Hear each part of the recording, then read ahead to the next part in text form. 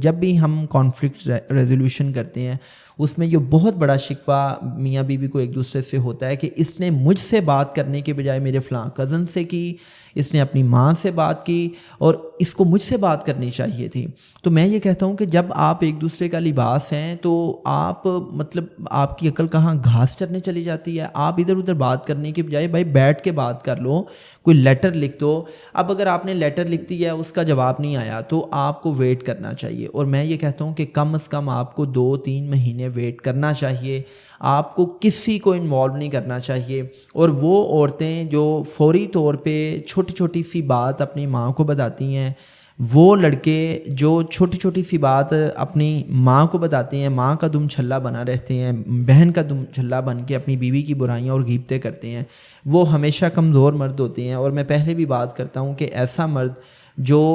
اپنے شادی کے بعد تعلقات میں بیلنس نہیں مینٹین کر سکتا، اس کو شادی نہیں کرنی چاہیے۔ بالکل ٹھیک ہے، وہ خود بھی سفر کرے گا، وہ کسی دوسرے تیسرے انسان کی زندگی کو بھی برباد کرے گا، اور اگر وہ فادرہڈ میں آ گیا ہے تو وہ کل اپنے بچوں کے لیے ایک کمزور باپ ثابت ہوگا، اور اس کے بچے بھی ایموشنلی انسٹیبل ہوں گے۔ تو اس میں یہ ہے کہ آپ کسی کو انوالو مت کریں۔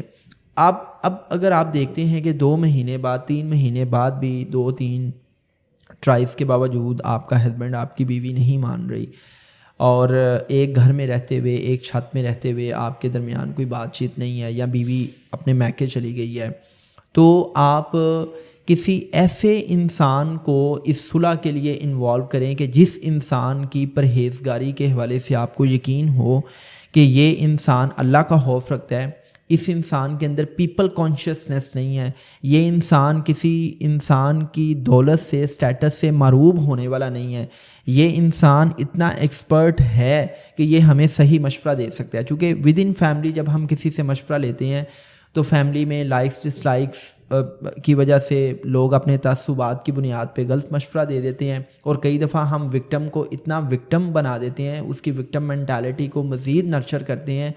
کہ وہ جب لڑکی یا لڑکا بتاتا ہے نا کہ میرے ساتھ یہ ہوا ہے، تو ہم مزید اس کو ایگزیجوریٹ کرتے ہیں سچویشنز کو کہ ہاں تیرے ساتھ تو بہت بڑا ظلم ہو گیا، بڑی زیادتی ہو گئی، تو آپ جلتی پہ تیل کا کام دینا۔ تو آپ کسی ایسے انسان کو چوز کریں کہ جو انسان بغیر کسی تعصب کے، بغیر کسی لالچ کے، مروب ہوئے بغیر، اللہ کا خوف رکھتے ہوئے آپ کو صحیح مشورہ دے سکے، اور اس حوالے سے